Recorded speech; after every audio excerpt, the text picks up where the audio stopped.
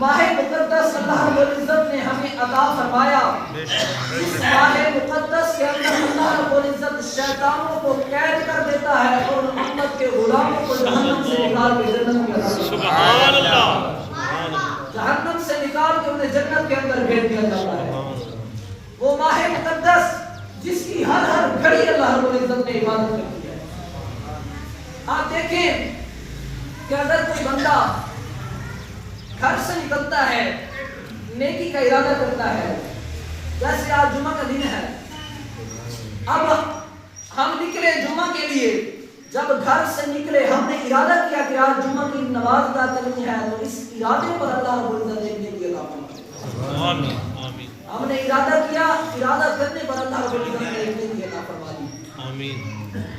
ارادہ کرنے کے بعد جب ہم نکلے اپنے گھر سے تو مسجد تک آتے ہوئے ہم نے جتنے قدم بھی اٹھائے, ہم جتنا چل کر آئے, جتنے قدم ہم نے اٹھائے, ہر قدم کے بدلے اللہ رب العزت نے ایک نیکی عطا فرمائی. سبحان اللہ. سبحان اللہ. اب مسجد کے اندر آئے ہیں, اللہ رب العزت کے گھر کے اندر بیٹھے ہیں, تو ہمارا بیٹھنا بھی اللہ رب العزت کی عبادت ہے. سبحان اللہ. سبحان اللہ. اور آپ سب کو پتا ہے کہ رمضان المبارک جو وہ ماہ مبارک ہے, یہ تو عام دنوں کی بات ہے. ویسے اگر کہیں کہ رمضان المبارک کے علاوہ اگر ہم یہ عمل کرتے ہیں تو ہمیں یہ نیکیاں ملتی ہیں, لیکن جب رمضان المبارک کے اندر ہم عمل کرتے ہیں تو ہر نیکی کا ہمیں 70 بنا جاتا ہے. سبحان اللہ.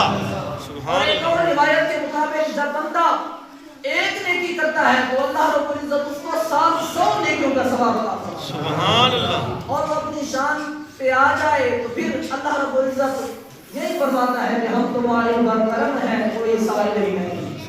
ہم تمہاری کرم ہیں, کوئی سائل ہی نہیں. راہ دکھلائیں کسے راہ روے منزل ہی نہیں. جب وہ اپنی شان کریمی پہ آ کے نوازتا ہے پھر برکتوں کی جھولیاں بھر جاتی ہیں, اور یہ کہنے پہ وہ مجبور ہو جاتے ہیں کہ اب تنگی یہ داماں پہ نہ جا اور بھی کچھ مانگ, اے آج وہ مائل مانتا اور بھی کچھ مانگ. ارے جو دی ہی میری تنگ تھی کیا مانگتا ان سے, وہ تو کہتے رہے مانگ ذرا اور بھی. سبحان اللہ. اللہ رب العزت اتنا اس ماہ مبارک کے اندر کیا فرماتا ہے. حدیث پاک کے اندر آتا ہے حضور علیہ الصلوۃ والسلام نے فرمایا جب رمضان المبارک آتا ہے, رمضان المبارک کی پہلی رات اللہ رب العزت جہنم کے دروازے بند کر دیتا ہے, جنت کے دروازے کھول دیتا ہے. سبحان اللہ. جہنم کے دروازوں کو بند کر دیا جاتا ہے, جنت کے دروازوں کو کھول دیا جاتا ہے. اور اس ماہ مبارک کے اندر ہر دن صبح سحری کے وقت, افطاری کے وقت جب بھی بندہ اللہ رب العزت کے لیے کوئی کام کرتا ہے تو اللہ رب العزت اس کو ثواب اتنا عطا فرماتا ہے کہ اس کی شان کریمی کے جتنا ہے. سبحان اللہ. اللہ رب العزت نے ہمیں یہ رمضان المبارک عطا فرمایا. بے شک. قرآن مجید فرقان حمید کے اندر ارشاد فرمایا شہر رمضان الذی انزل فیہ القرآن, فرمایا رمضان المبارک کا مہینہ وہ ہے, عام مہینوں کی بات نہیں ہو رہی, کسی دوسرے مہینے کی بات نہیں ہو رہی, رمضان المبارک کی اللہ رب العزت نے بات کی. اور یہ شرط صرف اور صرف رمضان المبارک ہوتا ہے کہ اس ماہ مبارک کا نام اللہ نے قرآن کے اندر دیا. سبحان اللہ. باقی 11 مہینوں میں سے کسی ایک مہینے کا نام اللہ نے قرآن میں نہیں لیا. یہ شرط صرف رمضان کو عطا فرمایا ہے کہ اس کا نام قرآن کے اندر ہے. سبحان اللہ. فرمایا رمضان المبارک وہ مہینہ ہے جس کے اندر ہم نے قرآن کو نازل فرمایا. سبحان اللہ. وہ ماہ مقدس ہے, اتنی عظمت و شان والا مہینہ جس کے اندر اللہ رب العزت نے قرآن کو نازل فرمایا.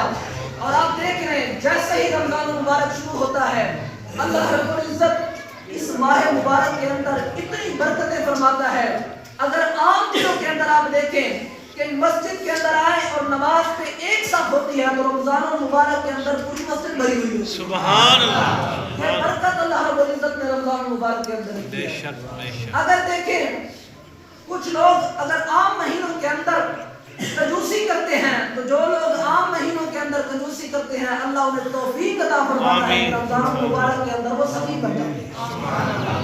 اور اگر کوئی بندہ پورا سال نمازیں نہیں پڑھتا, پورا سال اگر وہ نمازیں نہیں پڑھتا, اللہ کے گھر سے دور رہتا ہے, لیکن جیسے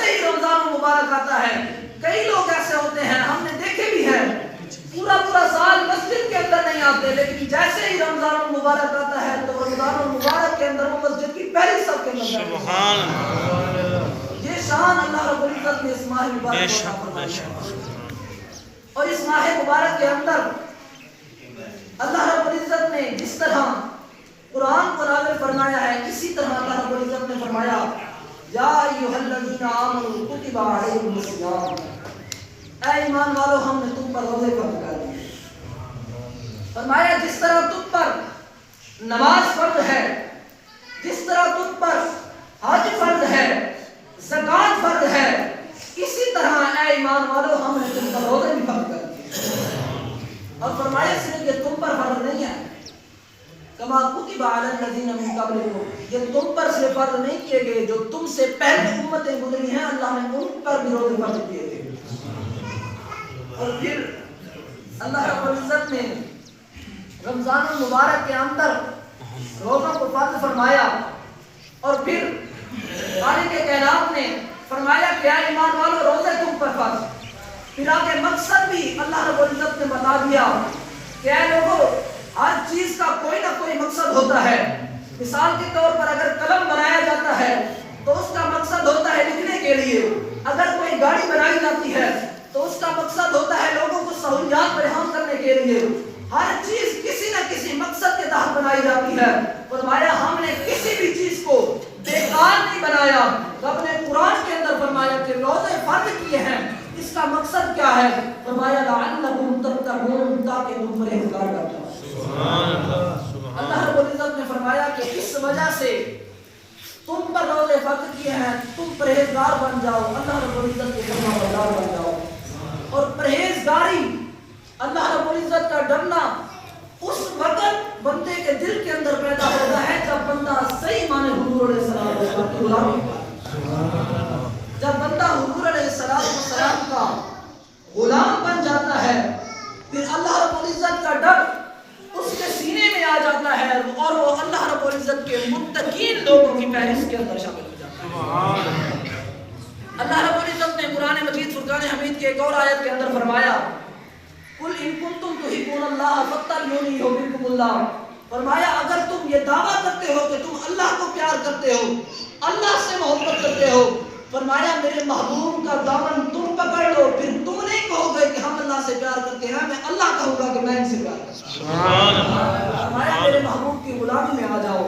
اور مفسرین فرماتے ہیں کہ بندہ اس وقت فتبعونی کی منزل کے اندر آتا ہے جب وہ اپنی زندگی کو حضور علیہ السلام کی سنت کے مطابق، حضور علیہ السلام کے فرامین کے مطابق اپنی زندگی کے ہر عمل کو حضور کی اسوہ حسنہ کے مطابق اٹھا دیتا ہے۔ سبحان اللہ۔ اس وقت جب بندہ پکا حضور کا غلام بن جاتا ہے، حضور کی فرما برداری کا پٹا اپنے گلے میں ڈال لیتا ہے، اس وقت اللہ رب العزت اس کو فتبعونی کی منزل مل جاتی ہے۔ سبحان اللہ۔ اور فرمایا جب اس کو فتبعونی کی منزل مل جاتی ہے، پھر اس کو یہ مقام عطا فرما دیا جاتا ہے کہ اللہ رب العزت اس کو یہ مقام عطا فرماتا ہے، یہ مرتبہ عطا فرماتا ہے۔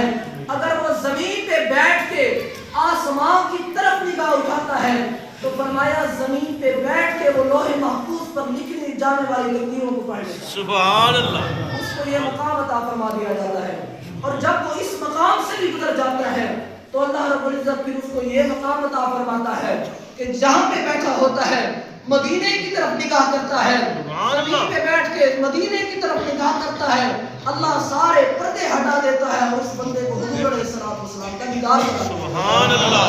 سبحان اللہ۔ خالق کائنات میں چند کلمات اپنے والدین کو فرمائے۔ آمین۔